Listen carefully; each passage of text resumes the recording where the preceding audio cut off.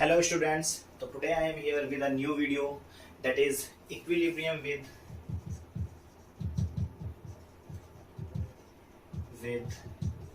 saving and investment.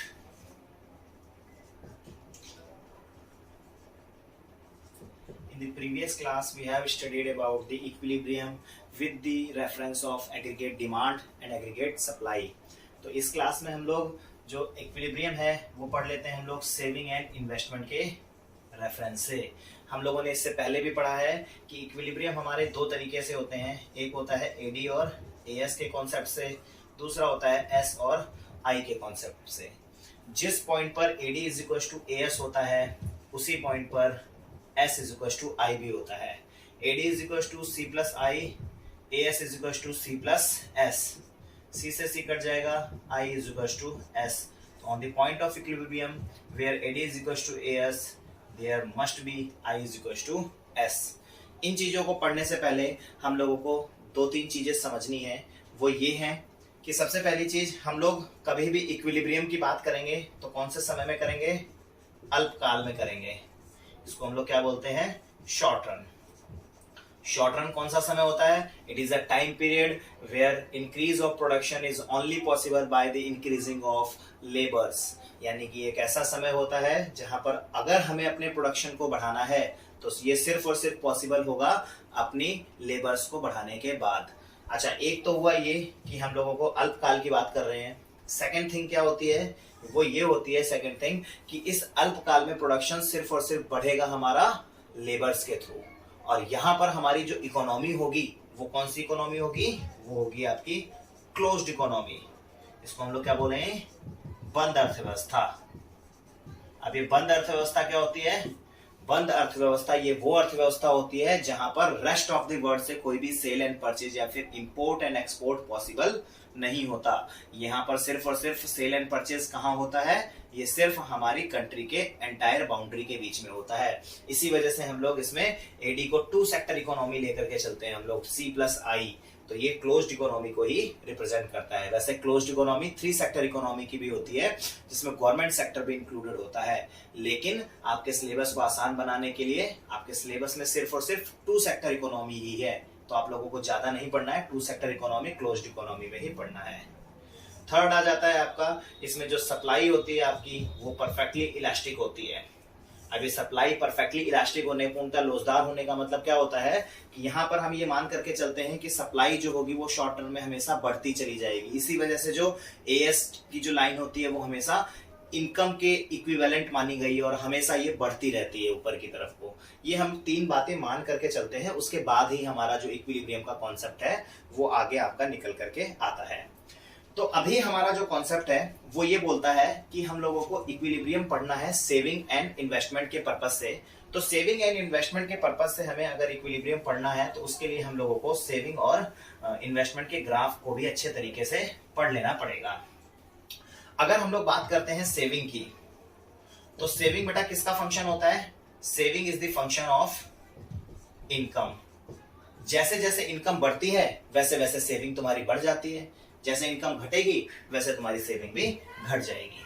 चलो अभी हम बात करते हैं इसको ग्राफिकली रिप्रेजेंटेशन करके, इक्विलिब्रियम कहां पर होगा वो देख लेते हैं हम लोग। देखो बेटा, सेविंग होता है तुम्हारा इनकम का फंक्शन, और स्टार्टिंग में हमारी सेविंग जो होती है वो होती है माइनस में, उसके बाद में हमारी सेविंग जीरो हो जाती है, उसके बाद सेविंग हमारी बढ़ने लग जाती है। स्टार्टिंग में सेविंग माइनस क्यों हुई? क्योंकि ये एक आपका इनकम का फंक्शन है। स्टार्टिंग में हमारी कंजम्पशन ज्यादा होती है, सेविंग कम होती है। जब कंजम्पशन ज्यादा होती है इनकम से तो सेविंग माइनस में होती है। फिर एक लेवल आता है जहां पर हम जितना कमाते हैं उतना खर्च कर देते हैं, तो उस सिचुएशन में सेविंग जीरो हो जाती है। उसके बाद भी अगर हम लोगों की इनकम बढ़ती है तो ऑलमोस्ट हमारे सारे खर्चे कवर हो चुके होते हैं और वो हमारी सेविंग को बढ़ा देता है। ये हम लोग पढ़ चुके हैं पहले ही, सेविंग एंड इसमें कंजम्पशन फंक्शन में हम लोग इसको पढ़ चुके हैं। अब अगर हम लोग यहाँ पर बात करें, ये है हमारा सेविंग का कर्व जो माइनस से स्टार्ट होकर के पॉजिटिव में जाता है। अगर हम लोग बात करते हैं इन्वेस्टमेंट की, तो आपके सिलेबस में इसे आसान बनाने के लिए इन्वेस्टमेंट को हम लोग कौन सा इन्वेस्टमेंट लेकर के चलते हैं बेटा? Autonomous investment. इसको हम लोग हिंदी में क्या बोलते हैं? इसको बोलते हैं स्वायत्त निवेश। अब ये स्वायत्त निवेश क्या होता है? ये एक ऐसा निवेश होता है, इसके बारे में भी हम लोग ऑलरेडी डिस्कस कर चुके हैं। ये एक फिक्स इन्वेस्टमेंट होता है जिसका इनकम के साथ में कोई भी लेना देना नहीं होता। It is not related to any kind of income. ये इनकम के जीरो लेवल पर भी हमें करना पड़ता है। जैसे जैसे इनकम बढ़ती है वैसे वैसे इन्वेस्टमेंट सेम रहता है, ये कभी भी इन्वेस्टमेंट बढ़ता नहीं है, ये हर लेवल पर सेम रहेगा। अगर अब हम लोग बात करें इक्विलिब्रियम की, तो अभी हम लोगों ने देखा था कि इक्विलिब्रियम कहां पर होगा, जहां पर सेविंग इन्वेस्टमेंट के बराबर होगी। तो किस पॉइंट ऑफ इंटरसेक्शन पर तुम्हारा सेविंग इन्वेस्टमेंट के बराबर है, तो देखो बेटा ये ई पॉइंट पर तुम्हारा इक्विलिब्रियम स्टैब्लिश होगा और ओ वाई के बराबर की इनकम जनरेट होगी। इसी ई पॉइंट पर S इज इक्वल टू आई के बराबर है। इसके अलावा कहीं पर भी इक्विलिब्रियम स्टैब्लिश नहीं हो सकता। अगर अब हम लोग बात करें कि क्या इकोनॉमी हमेशा इक्विलिब्रियम में ही रहती है, तो इसका जवाब होगा नहीं, इकोनॉमी हमेशा इक्विलिब्रियम में नहीं रहती। हमारे पास में तीन सिचुएशंस आती हैं। पहली सिचुएशन होती है S इज इक्वल टू आई की, जिसमें सेविंग इन्वेस्टमेंट के बराबर होती है। दूसरी सिचुएशन होती है हमारी जिसमें तुम्हारी saving is less than investment होती है, यानी कि इन्वेस्टमेंट यहाँ पर ज्यादा है। तीसरी सिचुएशन आती है आपकी जिसमें सेविंग ज्यादा हो जाती है और इन्वेस्टमेंट आपकी कम हो जाती है। तो अब हम लोग एक बार बात कर लेते हैं अच्छे तरीके से कि कब कब होगा ऐसा कि अगर मान लीजिए सेविंग अगर आपकी कम है तो क्या होगा, अगर सेविंग ज्यादा है तो क्या होगा। तो एक बार हम लोग अच्छे तरीके से इसके ऊपर डिस्कस कर लेते हैं और यही आपको अपने एग्जाम में अच्छे तरीके से लिखना पड़ेगा, मेंशन करना पड़ेगा। यही मेंशन करोगे तभी आपको मार्क्स मिलेंगे। आपको दोनों ही स्टेजेस को एक्सप्लेन करना पड़ेगा। तो क्वेश्चन अगर मान लो बनता है व्हाट वुड हैपन इफ, क्या होगा यदि saving is less than investment. अब ये सेविंग जो है वो कम है और इन्वेस्टमेंट ज्यादा है। चलिए हम बात करते हैं इस वाले ग्राफ के हिस्से में। अब देखो अगर बेटा हम लोग यहां पर बात करें तो इन्वेस्टमेंट देखो बेटा यहां पर हमारी ऊपर है और सेविंग हमारी यहां पर है नीचे। जैसे जैसे हमारी इनकम बढ़ रही है वैसे वैसे देखो इन्वेस्टमेंट तो आपका सेम है, लेकिन ये सेविंग का जो पार्ट है वो धीरे धीरे करके बढ़ता जा रहा है। यानी कि आप अगर हम बात करें यहां से लेकर के यहां तक के हिस्से की, तो ये जो पूरा का पूरा हिस्सा है इस पूरे पार्ट में इन्वेस्टमेंट आपकी ज्यादा है और आपकी जो सेविंग है वो आपकी क्या है, कम है। ये देखो ये वाला जो पार्ट है, इस पार्ट में आपका इन्वेस्टमेंट जो है आपका वो है ज्यादा और जो सेविंग है आपकी वो है आपकी कम। तो जब इन्वेस्टमेंट ज्यादा होता है और सेविंग होती है कम, तो उसका इकोनॉमी के ऊपर क्या इफेक्ट पड़ता है उसको हम लोग बहुत ही शॉर्ट तरीके से समझ लेते हैं। उसको आप लोग वर्ड्स में लिख दीजिएगा। देखो बेटा यहाँ पर ध्यान रख लेना, यहाँ पर हमें दिख रहा है कि सेविंग कम है और इन्वेस्टमेंट ज्यादा है, तो इसके क्या इफेक्ट पड़ेंगे।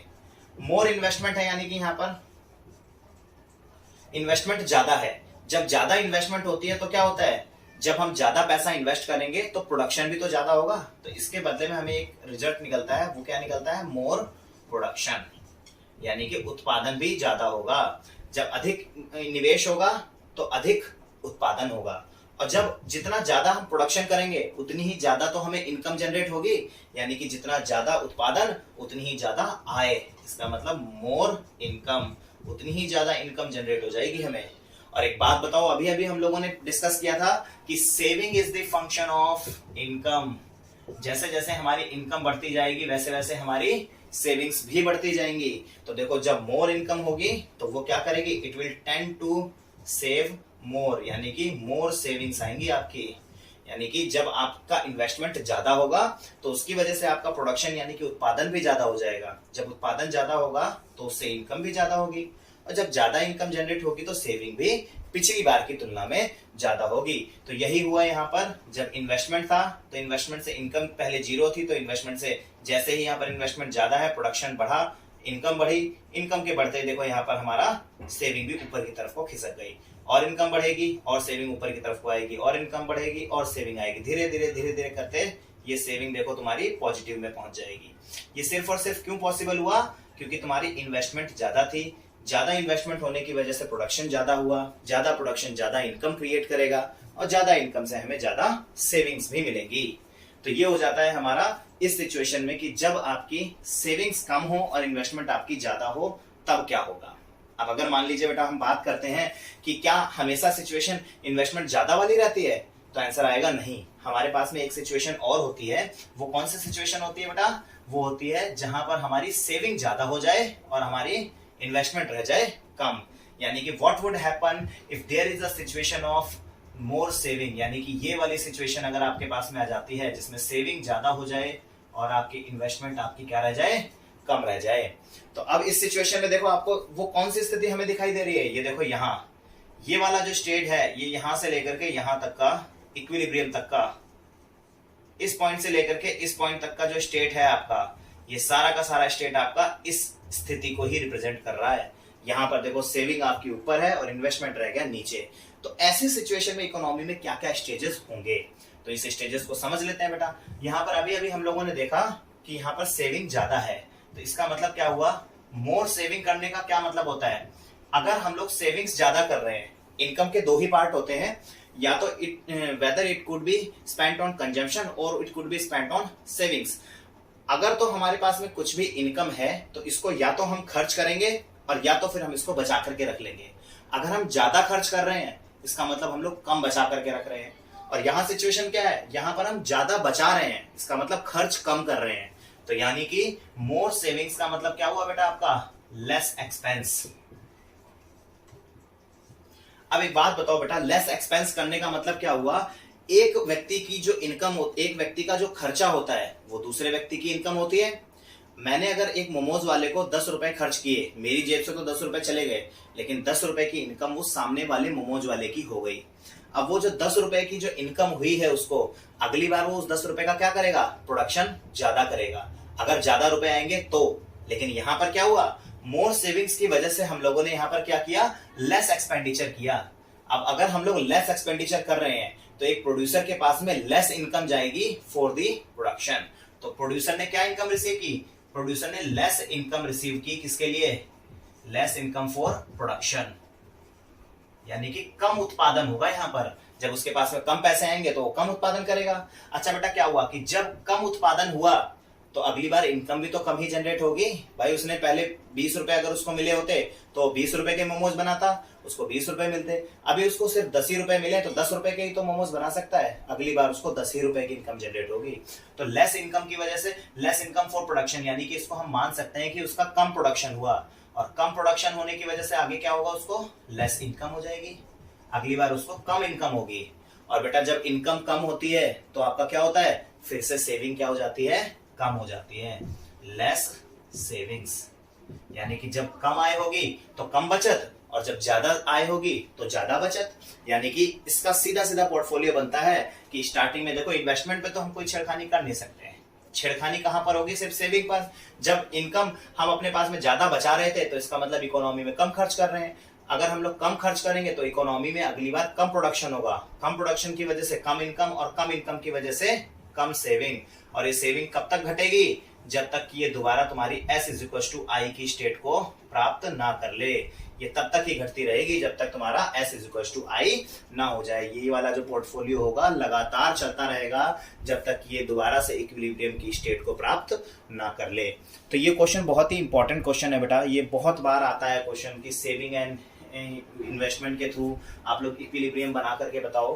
तो इसी वाले पार्ट को आप लोगों को अच्छे तरीके से एक्सप्लेन करके लिखना है। अब इस वाले पार्ट में हमारा एक और क्वेश्चन आ जाता है कि जिस एक्सप्लेन करो कि जिस पॉइंट पर AD = AS होता है उसी पॉइंट पर S = I भी होता है। तो आगे हम लोग उसी वाले पॉइंट को अच्छे तरीके से कर लेते हैं। चलिए बेटा अब हम लोग कर लेते हैं आगे, prove that on the point of equilibrium with AD = AS on the point of equilibrium saving = investment। इस पॉइंट को एक्सप्लेन करके बताओ कि जिस पॉइंट पर AD = AS होता है उसी पॉइंट पर सेविंग = इन्वेस्टमेंट भी होता है। प्रीवियसली हम लोगों ने देख लिया था AD = C+I, AS = C+S। तो इक्विलिब्रियम पर AD = AS, यहाँ होता है C+I में C+S, C से C को काट दो, I = S। इक्विलिब्रियम पर ये दोनों ही बराबर होंगे। अब ये तो हम लोगों ने अलजेब्रिकली इसको प्रूव करके देख लिया है। अब हम लोग इसको देखेंगे कि किस तरीके से ये हमारा बात करेगा ग्राफ के ऊपर रिप्रेजेंटेशन के लिए। तो आप लोगों को अच्छे तरीके से सबसे पहले ग्राफ्स बनाने आने चाहिए। चलो उसको देख लेते हैं एक बार हम लोग। देखो यहाँ पर 2 ग्राफ्स बनेंगे। सबसे पहला ग्राफ बेटा बनेगा जिसमें AD और AS के थ्रू हम लोग इक्विलिब्रियम दिखाएंगे। ये है आपका एएस, ये है आपका एडी। एडी और एएस कहां पर इक्विलिब्रियम में आए बेटा? ई पॉइंट पर इक्विलिब्रियम में आए और कितनी इनकम जनरेट हुई? ओ वाई के बराबर की इनकम जनरेट हुई। अब यहां पर है ट्रिक, और उसी ट्रिक के अकॉर्डिंग आपको आगे का नीचे का ग्राफ भी बनाना है। अब आपको नीचे एक ग्राफ बनाना है, इसी के साथ में सेविंग और इन्वेस्टमेंट के पर्पस को ध्यान में रखते हुए, ठीक है। ये है आपकी इन्वेस्टमेंट आई, और इस लाइन को आप लोगों को नीचे लेकर के आना है और यहां पर ओ वाई बना देना है इसको। अब ये लाइन क्यों बनाई है? ये लाइन इस वजह से ही बनाई है क्योंकि अभी अभी हम लोगों ने देखा था कि जिस पॉइंट पर AD is equal to AS है, उसी पॉइंट पर S is equal to I भी होना चाहिए। उतनी ही इनकम जनरेट होनी चाहिए OY के बराबर इकोनॉमी में। अब हमने यहाँ पर ये लाइन पहले ही खींच दी है, इसकी वजह से हमें पता है कि हमें जो सेविंग का ग्राफ है वो नीचे से शुरू करके कहां से निकालना है? इसी पॉइंट से टच करते हुए निकालना है। अगर हमारे पास में ये लाइन नहीं होगी तो हम लोगों को ये पता ही नहीं चल पाएगा कि यहीं से निकालनी है लाइन, वो इधर उधर निकल जाएगी और आप लोगों के लिए दिक्कत क्रिएट करेगी। तो आप लोगों के लिए एक ट्रिक है जिसमें आप लोगों को सेम इनकम ही जनरेट करनी है। अब यहाँ पर अगर ये क्वेश्चन आ जाता है कि इक्विलिब्रियम इसी पॉइंट पर समझाओ, तो आप लोगों को वही जिस तरीके से आपने यहाँ पर बता दिया था, यहाँ पर देखो यहाँ से यहाँ तक जो है AD ज्यादा है और AS कम है। जब AD ज्यादा होगी तो वो प्रमोट करेगी किसी प्रोड्यूसर को ज्यादा प्रोडक्शन करने के लिए, और प्रोड्यूसर जो होगा अपने प्रोडक्शन को बढ़ाएगा। कब तक बढ़ाता रहेगा? जब तक कि AD is equal to AS ना हो जाए। इस वाली सिचुएशन में AS ज्यादा है और AD कम है। प्रोड्यूसर्स के पास में ऑलरेडी अनबिके माल का स्टॉक है, प्रोड्यूसर अपना नया प्रोडक्शन नहीं करेगा और अपने प्रोडक्शन में कमी लाएगा। कब तक कमी लाएगा? जब तक AD is equal to AS ना हो जाए। सेम ऐसा ही यहाँ पर अभी अभी हमने पिछली क्लास में देखा, पिछले वाली वीडियो में, ये देखो यहाँ पर इन्वेस्टमेंट ज्यादा है, ज्यादा इन्वेस्टमेंट की वजह से ज्यादा इनकम जनरेट होगी। ज्यादा इनकम जनरेट होगी तो इसका मतलब ज्यादा सेविंग होगी। और वो सेविंग कब तक बढ़ेगी? जब तक saving is equal to investment के बराबर ना हो जाए। इसके बाद यहाँ पर सेविंग ज्यादा है, इसका मतलब कम खर्चा है। कम खर्च का मतलब है कम प्रोडक्शन, कम प्रोडक्शन का मतलब है कम इनकम और अगली बार कम सेविंग। तो हर बार सेविंग घटती रहेगी, और वो कब तक घटेगी? जब तक saving is equal to investment के बराबर ना हो जाए। आप लोगों को फिर वो दोनों ही पार्ट को अच्छे तरीके से एक्सप्लेन करके बताना पड़ेगा। ऐसा नहीं होगा कि सिर्फ आपने ग्राफ बना दिए और आपको मार्क्स मिल जाएंगे। दोनों ही पार्ट्स अभी जैसे मैंने एक्सप्लेन किए हैं, आपको 1 by 1 इक्विलिब्रियम एंड अनइक्विलिब्रियम दोनों ही एक्सप्लेन करके चलने पड़ेंगे। एक गांठ बांध करके रख लो आप लोग इस बात को। क्वेश्चन बहुत बार पूछा गया है, लॉन्ग आंसर टाइप में ही क्वेश्चन आते हैं। अब अगर मान लीजिए हम इसके ऊपर बात करें अब कि न्यूमेरिकल्स किस तरीके से आते हैं, ये तो हो गया थ्योरी का पार्ट, यहां से भी बहुत बार क्वेश्चंस आते हैं। अब अगर मान लीजिए सेविंग एंड इन्वेस्टमेंट के रेफरेंस से अगर आपके पास में क्वेश्चंस आते हैं न्यूमेरिकल वाले, तो आप किस तरीके से करोगे उसे, तो वो भी एक बार हम लोग देख लेते हैं। 2-3 क्वेश्चंस करेंगे और उनके बिहाफ पर देखते हैं कैसे सॉल्यूशन आता है। तो चलिए स्टूडेंट्स न्यूमेरिकल्स कर लेते हैं 2-3। देखिए सबसे पहला एक क्वेश्चन है जिसमें सेविंग का फंक्शन दिया हुआ है -25 प्लस में 0.5y। -25 आपको नेगेटिव सेविंग को रिप्रेजेंट करता है और 0.5y 0.5 ये एमपीएस टेंडेंसी टू सेव को रिप्रेजेंट करता है। ये एक सेविंग फंक्शन दिया है। इन्वेस्टमेंट आपको दिया हुआ है 5000। अब आप लोगों से यहाँ पर इन्होंने पूछा है कि इनकम बताइए कि जीडीपी कितनी क्रिएट होगी इकोनॉमी में और कंजम्पशन कितना होगा टोटल मार्केट में। तो आप लोगों को इसके लिए क्या करना होता है, सेविंग और इन्वेस्टमेंट दिया हुआ है तो हम लोग जाएंगे किसके थ्रू, सेविंग और इन्वेस्टमेंट के थ्रू ही। तो हम लोगों को पता है कि इक्विलिब्रियम पर saving is equal to investment के बराबर होता है। सेविंग को लिख लो यहाँ पर, सेविंग कैसे गिवन है आपको, -25 प्लस में 0.5y इज इक्वल टू में आई कितना है आपका 5000। कुछ नहीं करना है हमें ज्यादा, बस न्यूमेरिकल से सॉल्व करने नॉर्मल। इस ये 25 माइनस का इसको उठा करके इधर लेकर के जाएंगे तो ये प्लस का हो जाएगा। यहाँ बचेगा 0.5y is equal to 5000 plus 25। तो यहाँ पर अगर जीरो तो हमारे पास आएगा 0.5y इज इक्वल टू 5000 में 25 जोड़ेंगे 5025। अब ये देखो यहाँ पर ये है 0.5y, तो यहाँ पर मल्टीप्लाई में है तो बटे में चला जाएगा 5025 डिवाइडेड बाय में 0.5। इससे इसको काट देंगे, 0.5 है तो दुगना हो जाएगा ये, y is equal to 10,050। y की वैल्यू कितनी आ गई बेटा आपकी 10,050, यानी कि 10,050 इसकी वैल्यू आ गई। पहला क्वेश्चन तो हो गया सॉल्व, उन्होंने बोला कि 10,050 हमारी वैल्यू आ गई। अब देखो अगर हम बात करें कंजम्पशन की, तो कंजम्पशन कैसे निकलेगा, देखो अभी हम लोगों ने पढ़ा था कि income has always two parts, y is equal to C plus S. अब देखो बेटा हमारे पास में यहाँ पर क्या है, y है और हमारे पास में सेविंग नहीं है अभी हमारे पास में, तो सेविंग हमें निकालनी पड़ेगी, कंजम्पशन हमारे हाथ में आ जाएगा। तो सेविंग निकालने के लिए हमको क्या करना पड़ेगा, तो देखो सेविंग निकालने के लिए क्या करेंगे, ये वाला जो हमारा इन्होंने सेविंग फंक्शन दिया था इसमें y की वैल्यू पुट कर देंगे। तो देखो saving is equal to -25 plus में तुम्हारा 0.5 y की वैल्यू हमारे पास थी नहीं, अब हमारे पास y की वैल्यू है, तो ये y की वैल्यू यहाँ पर पुट कर देंगे। Saving is equal to minus में तुम्हारा 25 प्लस में 0.5 यहाँ करेंगे तो y की वैल्यू कितनी 10,0050, ठीक है। अब देखो 0.5 को जब इससे 10,0050 से मल्टीप्लाई करेंगे तो हमारे पास में आंसर आएगा -25 प्लस में तुम्हारा आंसर आएगा 5025। अब देखो 5025 में ये -25 कर देंगे तो सेविंग की वैल्यू कितनी आ गई तुम्हारी 5000, सेविंग की वैल्यू कितनी आई 5000। और हाँ बेटा सेविंग की वैल्यू 5000 ही आनी चाहिए थी, क्योंकि इक्विलिब्रियम पर सेविंग और इन्वेस्टमेंट हमेशा बराबर होते हैं। And it is already given that the value of investment is 5000, तो the value of saving must be 5000। ये ध्यान रख लेना, अगर 5000 सेविंग की वैल्यू नहीं आ रही है you might have done something wrong in your question. ये चीज आप हमेशा अपने माइंड में रख लेना बेटा। अब हमारे पास में दो चीजें निकल गई, y निकल गई, सेविंग निकल गई, हमें क्या निकालना है कंजम्पशन। कंजम्पशन के लिए क्या करना पड़ता है, अभी अभी आपको बताया, ये फॉर्मूला लगा देते हैं हम लोग, y is equal to C plus S होता है।